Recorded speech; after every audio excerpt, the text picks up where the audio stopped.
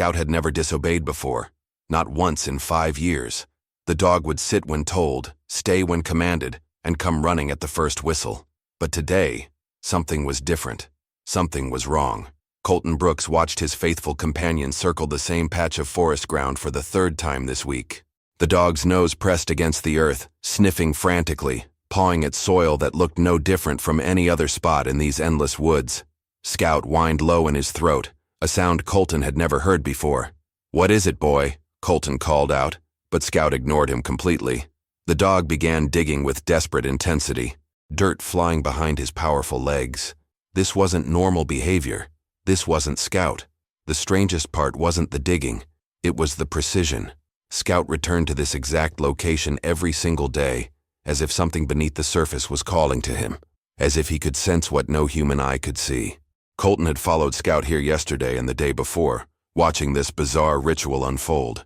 Each time the dog would dig for exactly 20 minutes, then stop abruptly and stare at Colton with those knowing brown eyes, as if Scout was trying to tell him something crucial, something urgent. But what could possibly be buried in these unremarkable woods that would drive his loyal companion to such strange behavior? And why now, after 5 peaceful years together, had Scout suddenly become obsessed with this particular piece of ground? The dog stopped digging and looked directly at Colton. In that moment, Scout's expression held an intelligence that seemed almost human, almost desperate. The message was clear. Dig deeper. Colton knelt beside his dog and touched the disturbed earth. The soil felt different here, looser, as if it had been moved before. Recently, whatever Scout had found, whatever was buried beneath their feet, Colton was about to discover that some secrets are worth more than a poor rancher could ever imagine. And some discoveries change everything forever. 3 weeks. That's how long Colton Brooks had before the bank seized his ranch. The notice sat on his kitchen table like a death sentence, the red lettering stark against the yellowed paper. Final warning: pay in full, or lose everything. The small wooden cabin felt smaller each day, pressing in on him with the weight of failure. Colton stood at the cracked window, watching the morning sun stretch across his 15 acres of barely productive land. His cattle had been sold months ago to keep the lights on. His horse had followed soon after. Now even the chickens were gone, leaving only Scout as his last companion in this slow collapse toward ruin. His calloused hands trembled slightly as he counted the bills in his wallet. $18. Not enough for groceries, certainly not enough to save a ranch that had been in his family for 2 generations. The thought of his grandfather's disappointment, even from the grave, made his chest tighten with shame. Colton had tried everything. He'd applied for work at neighboring ranches, but nobody was hiring during the slow season. He'd considered selling his grandfather's hunting rifle, but even that wouldn't bring enough money to matter. The mathematics of his situation were brutally simple. He was broke, alone, and running out of time. A sharp bark outside interrupted his dark thoughts. Scout was at it again, that same urgent, almost frantic sound he'd been making all week. Through the window, Colton watched his dog racing toward the tree line with single-minded determination, the same direction as always. The same mysterious destination. "Not today, Scout," Colton muttered, but he found himself reaching for his worn jacket anyway. Maybe focusing on Scout's strange behavior would distract him from his own problems. Maybe there was something worth investigating in those woods after all. He stepped outside into the crisp morning air, his boots crunching on frost-covered grass. Scout was already disappearing between the trees, his tail wagging with unusual excitement. For a dog that typically stayed close to home, this new obsession was completely out of character. Colton followed the familiar path deeper into the forest, dead leaves crackling beneath his feet. The woods held a different quality today, somehow more alive with possibility. Or maybe that was just desperation talking, his mind grasping for anything that might represent hope. When he reached the clearing, Scout was already digging furiously at the same spot as before. But today something was different. Something. Today, the dog had broken through to something solid, something that made a distinct metallic sound when Scout's claws scraped against it. Colton's heart began to race. Whatever Scout had found buried beneath years of accumulated soil and fallen leaves, it was definitely man-made. And judging by his dog's increasingly excited behavior, they were about to uncover something that someone had gone to great lengths to hide. The metallic clang echoed through the silent woods like a bell. Colton dropped to his knees beside Scout, his hands shaking as he brushed away loose earth from whatever lay beneath. The surface was smooth, cold to the touch. Cold, and definitely not natural. "Easy, boy," he whispered to Scout, who was practically vibrating with excitement. The dog seemed to understand that they'd found something important, something that had been calling to him for days. Colton began digging with his bare hands, ignoring the dirt that packed beneath his fingernails and the sharp stones that scraped his palms. Each handful of soil revealed more of the buried object. It was larger than he'd expected, stretching at least 3 feet in both directions. The metal surface showed signs of age but no rust, suggesting it had been protected somehow. His grandfather's old stories suddenly flooded back. Tales of travelers who'd passed through these parts decades ago, carrying more wealth than wisdom. Stories of men who'd buried their fortunes to keep them safe from bandits, only to die before they could return. Colton had always dismissed them as folklore, but now, a distant rumble made him freeze. Hoofbeats. Someone was approaching through the woods, riding hard and fast. Colton's blood turned to ice. This was private land, his land, but that had never stopped people from crossing his property before. Usually they were just passing through, but what if they weren't? "Scout, quiet," he hissed, and his loyal dog immediately stopped his excited panting.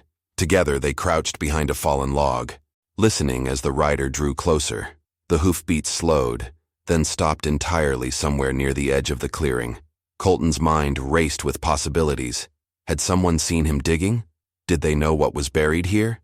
The timing felt too coincidental to be random. 3 weeks before he lost his ranch, Scout suddenly starts digging in this exact spot, and now a mysterious rider appears. Minutes passed in tense silence. Then, just as suddenly as they'd arrived, the hoofbeats resumed, fading away in the direction they'd come from. But the message was clear. He wasn't alone in these woods. Someone else was watching. Someone else might know about whatever Scout had discovered. Colton waited another full minute before returning to his excavation. This time, he dug with greater urgency, driven by both curiosity and the growing fear that he was running out of time in more ways than one. The buried object was definitely a container of some kind, with what felt like a hinged lid along one edge. As he cleared away the last of the soil, Scout began whining again. But this time the sound was different, less excited, more worried. The dog was staring not at their discovery, but back toward the path they'd taken to reach this clearing. Someone was coming back. And this time, they weren't trying to hide their approach. The footsteps were deliberate, heavy, and getting closer. Colton quickly scooped loose dirt back over the metal surface, his heart hammering against his ribs. Scout pressed against his leg, sensing the danger, but remaining perfectly still. Through the trees, a figure emerged into the clearing. An older man with silver hair and a weathered face, wearing a brown coat that had seen better days. He carried himself with the careful posture of someone accustomed to trouble, his hand resting casually near the gun on his hip. "Morning," the stranger called out, his voice friendly but his eyes sharp and calculating. "Beautiful day for a walk in the woods." Colton stood slowly, brushing dirt from his hands with what he hoped looked like casual indifference. "Morning. Just out here with my dog. He likes to explore." The man's gaze swept over the disturbed earth, taking in every detail with practiced efficiency. His smile never wavered, but something cold flickered behind his eyes. "Looks like he's quite the digger. Find anything interesting?" "Just Scout being Scout," Colton replied, fighting to keep his voice steady. "You know how dogs are with interesting smells." The stranger nodded thoughtfully, then took a step closer. "Name's Edmund Cray. I own the property that borders yours to the north. Been having some troubles with trespassers lately. Folks coming through, looking for things that don't belong to them." The implied threat hung in the air like smoke. Colton felt sweat forming on his palms despite the cool morning air. This was no random encounter. Edmund Cray knew exactly what they'd found, and he wanted it for himself. "Well, this is my land," Colton said carefully. "Has been in my family for generations. No trespassing here." Edmund's laugh was dry as autumn leaves. Of course. Though boundaries can be flexible sometimes, especially when surveying was done so long ago with such primitive tools." He gestured vaguely at the forest around them. "A man could easily mistake where one property ends and another begins." Scout growled low in his throat, a sound that made both men tense. The dog had never shown aggression toward a stranger before, but he seemed to sense something dangerous about Edmund Cray. "Interesting dog you have there," Edmund observed. "Seems to have good instincts about people." His hand shifted slightly, fingers drumming against his gun belt. Hope he's got good training too. Would hate for him to get confused about who belongs where. The message was crystal clear. Edmund knew about the buried treasure, he wanted it, and he was willing to use violence to get it. Colton's mind raced through his options. He could try to bluff, pretend ignorance, but Edmund's knowing smile suggested that ship had already sailed. Anyway, Edmund continued, tipping his hat with mock politeness. Just thought I'd introduce myself, being neighborly and all. I suspect we'll be seeing more of each other very soon. He turned and walked back toward the trees, leaving Colton and Scout alone in the clearing. But his parting words carried a promise that made Colton's blood run cold. Colton couldn't shake the memory of Edmund Cray's cold smile as he walked back to his cabin. Scout trotted beside him, occasionally looking back toward the woods as if expecting the stranger to reappear. The dog's instincts had been right about Edmund. There was something predatory about the man. Something that suggested violence was never far from his thoughts. Back in his small kitchen, Colton pulled out the survey maps his grandfather had left him. The property lines were clearly marked, drawn in his grandfather's careful handwriting nearly 40 years ago. The spot where Scout had been digging was definitely on Brooks' land, well within the boundaries. Edmund's talk about flexible borders was nothing more than intimidation, but knowing he was right and being able to defend that right were two very different things. Colton owned a rifle, but it was old, and he had no ammunition. His nearest neighbor was 3 miles away, and the sheriff's office was a full day's ride to town. If Edmund decided to take what he wanted by force, Colton would be completely alone. A sharp knock at the door made him jump. Through the window, he saw a man in a dark suit standing on his porch, holding an official-looking document. Colton's stomach dropped. He recognized the uniform of the county clerk's office. "Mr. Brooks?" the clerk asked when Colton opened the door. "I have a legal notice for you." Colton accepted the paper with trembling hands. The official seal at the top made his heart sink even before he read the contents. It was worse than he'd feared. "Property assessment for immediate tax collection," the clerk explained apologetically. "County's been reevaluating land values in this area. Seems your property has been reassessed at a much higher value than previously recorded." Colton scanned the document, his vision blurring as he took in the numbers. The new tax assessment was triple what he'd been paying. Combined with his existing debts, he now owed more money than his ranch was worth. Even if he found a buyer immediately, the sale wouldn't cover what he owed. "There's got to be some mistake," Colton said weakly. The clerk shrugged. "Appeals process takes 6 months minimum. Payment is due in full within 10 days, or the property goes to auction." He tipped his hat. "Sorry, Mr. Brooks. Just doing my job." As the clerk rode away, Colton sank onto his porch steps, the notice crumpling in his fist. 10 days. Someone had orchestrated this perfectly, timing the reassessment to coincide with his existing financial troubles. But who had that kind of influence with the county office? Scout whined softly and nudged Colton's hand with his nose. The dog's brown eyes held an almost human understanding, as if he knew that their time was running out. Colton looked toward the woods where their discovery waited beneath the earth. Whatever was buried there might be his only hope of saving his home. But claiming it would mean going up against Edmund Cray, a man who clearly had resources and connections that Colton lacked. The sun was setting, painting the sky in shades of orange and red. In the fading light, Colton made his decision. Tomorrow, he would return to the clearing and uncover whatever Scout had found, regardless of the consequences. Dawn broke gray and cold over the ranch. Colton had barely slept, his mind churning with plans and possibilities. 10 days to save his home, and only one potential solution buried beneath the forest floor.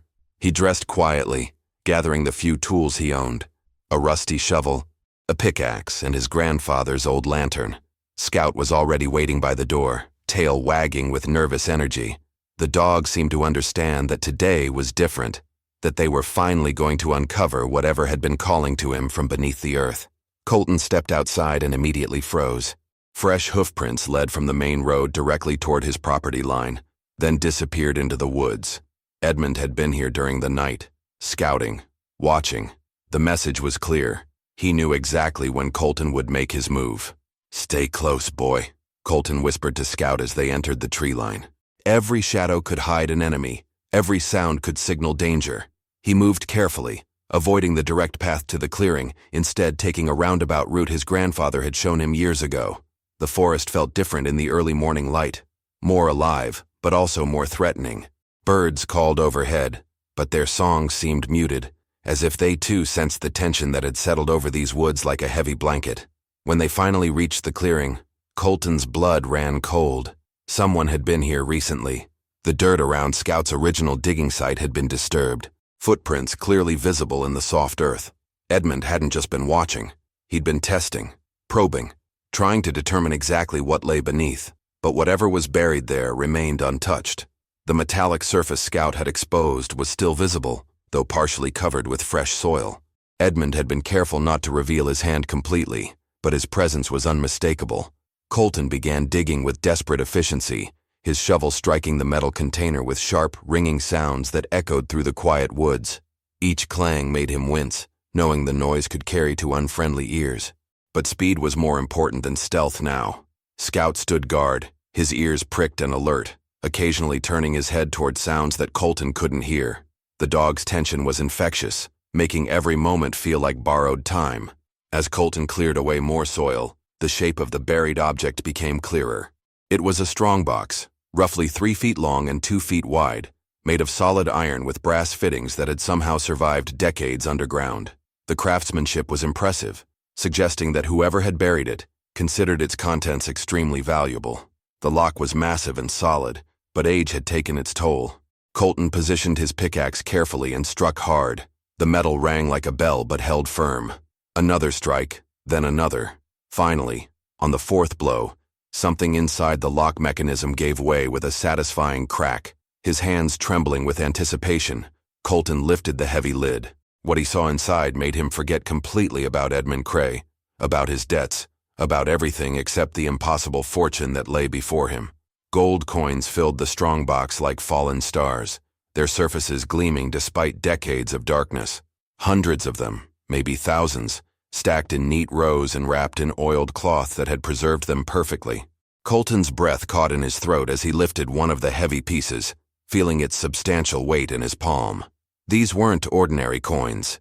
The markings were foreign, intricate designs he didn't recognize, with dates that went back 50 years or more. Each one was worth more than he made in a month of hard labor. Together, they represented a fortune beyond his wildest dreams. But beneath the gold lay something even more intriguing, a leather journal, wrapped in the same protective cloth as the coins. Colton opened it carefully, the aged pages crackling under his touch. The writing inside was faded but legible, documenting what appeared to be a mining operation somewhere in the mountains north of here. June 15, 1847. One entry read, "Struck the richest vein yet discovered in these territories. Extracted 40 pounds of pure ore in a single day. Must find secure location to store accumulation before winter sets in." The journal told a story of incredible luck, followed by desperate circumstances. The writer, a man named Marcus Webb, had discovered a gold mine of extraordinary richness. But as word of his find spread, dangerous men began hunting him. The final entries grew increasingly paranoid, describing plans to hide his wealth until it was safe to retrieve. "They are closing in," the last entry stated. "Have buried the accumulated wealth at the old oak where Sarah and I first met. If something happens to me, may whoever finds this journal use it wisely. The mine location is marked on the map inside the back cover." Colton turned to the final page and found what Marcus had promised. A detailed map showing the location of the gold mine, still active and untapped according to the journal's last entry. The coins in the strongbox were just the beginning. Somewhere in the mountains lay a source of wealth that could set him up for life. A branch snapped behind him. Colton spun around to find Edmund Cray standing at the edge of the clearing, this time accompanied by 2 other men. They were rough-looking characters with the hard faces of men who made their living through violence. Each wore a gun on his hip and carried himself with the casual confidence of someone accustomed to taking what he wanted. "Well, well," Edmund said with that same cold smile. "Looks like your dog has quite the nose for treasure, Mr. Brooks." Colton's hand instinctively moved toward the strongbox, but Edmund raised his hand in a gesture that stopped him cold. Now, no need to be possessive. We're all reasonable men here." Edmund's eyes glittered with greed as he surveyed the open container.